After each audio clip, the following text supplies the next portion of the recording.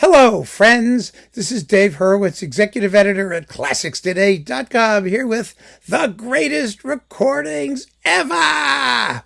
And today we're talking about Chopin's Piano Sonata Number 2, the famous Funeral March Sonata. This is one of those pieces that's sort of built into the fabric of our lives because of the funeral march, right? Bum, ba, da, da, da, da, da, da, da, da, da. Everybody knows it, even if you don't know where it comes from. I remember seeing, it was some Russian dictator died. It wasn't Gorbachev, but it was like someone before that, Brezhnev, I think it was. I think it was Leonid Brezhnev. They had his funeral, and they were marching down, the whatever it was, to St. Basil's, with the Kremlin was there. There was this enormous brass band, and they were blasting out that funeral march. And all I could think of was, oh, God, that sounds terrible. But, but we all knew the tune. And it was just sort of ironic that it was being performed. It's one of the iconic works of Polish piano literature being played for Leonid Brezhnev, of all people. But in any case, you knew it. And we heard the theme in cartoons, all those Warner Brothers cartoons, where they have like a scene in Death Valley. You see like a skeleton sitting there, an antelope head or something, and horns, and you hear the Chopin Funeral March. It's amazing how these things, begin to circulate. I actually did a paper once, a paper that got published in a scholarly compendium, a symposium on Beethoven's organ music, which I've talked about.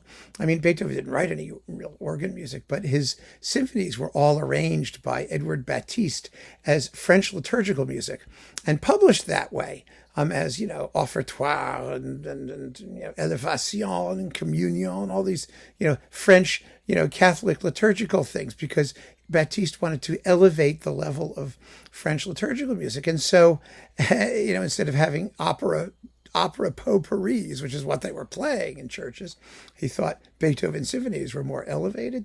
So he arranged all the slow movements as French, liturgical music for performance at Mass, and published it. And so I did a little bit of research on how this was disseminated. And I found, there was a guy in the church organist at Trinity Church, Wall Street, whose son was also a minister in Baltimore, and they all they bought this music. It was in their music collections. And so we see how Beethoven's symphonies in the middle 19th century started to become not Beethoven symphonies, just tunes, melodies that were part of the culture, because people went to church and they heard these tunes. And Chopin's Funeral March is like that. People just know it from its uses, entirely apart from the piano sonata. And I just think it's a fascinating process, the way these things are disseminated and the way classics become more than classics. They become cultural objects, icons. Anyway, so that's what the Chopin Second Piano Sonata is. Most people don't even know the rest of it. And they particularly don't know the finale, which is like practically atonal and spooky and only a minute and a half long. It's fantastic. It's marvelous. And the performance, which I think is one of the greatest recordings ever, is really going to surprise some of you, because there are these Chopin specialist people and whatnot, and performances that various individuals swear by. But I think it's good old Vladimir Ashkenazy on Decca. This is his complete piano works, or Chopin piano works. I don't know how. It's almost complete, practically nearly complete. We take Ashkenazy for granted. We always have, because he's recorded too much. He's recorded so much, and he was just, the Decca house pianist who was doing everything. And so you went, it's another Ashkenazy record. But he really, really is, or was, because he's not playing anymore, I guess, a stupendous artist. Really stupendous. I mean, he was a tremendously gifted musical talent, and a lot of what he did was superb, wonderful, and nowhere more so than his recording of the Chopin Funeral March Sonata. He did a lot of Chopin. Here it is. It's 13 discs worth on Decca alone. And it really is an extraordinary performance. What really got me about this particular performance from the very beginning was his handling of rhythm in the first movement. for the first subject, because it's one of those.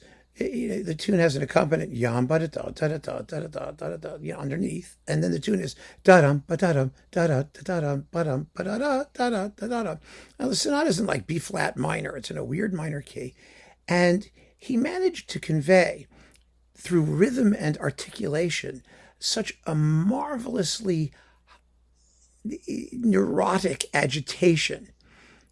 It just works so well, it seems to me, with what Chopin intended. And I've heard many, billions of performances of this sonata. I'm sure some of you have too, where the first one would just, the rhythm underneath is ya da da da da da da da da. It's legato, or they play it as a cello rondo. I mean, there's just always this futzing, that pianists do. They have rubato and they think it's expressive, and the melody is ya da da da da da da. They're pushing and pulling the tempo. Ashkenazy has none of it. That accompaniment in the left hand is chom cha cha cha cha cha cha cha cha cha. It has that impulse, that rhythm right away from the beginning, and he maintains it. And that tune, da dum ba da dum da da da da dum da da da da da. Between the two, the interlocking rhythms create this pervasive anxiety that so fits the character of the music. And it really soured me on almost everybody else's performance after that, because it didn't have that same rhythmic and expressive immediacy. And I know Chopin is all, perfume and whatnot, and people like to dude it up. But there are moments when you do and moments when you don't. And then the rest of it is just as great. I mean, the scherzo is powerfully rhythmic and really clean and clear, and it's in its shaping. And the funeral march is great. It doesn't drag, but it's really metronomic and really in a good way. I mean, it's inexorable. It really is. It's just fantastic. And then when we get to the finale, which is just creepy, spooky, chromatic runs and ghostly things happening, it all arises naturally out of what's come before. The performance really is an expressive whole, and that's why I really think it's one of the greatest recordings ever, hands down. Ashkenazy, Chopin, Piano Concerto No. 2. Go for it. And keep on listening, friends. Thank you.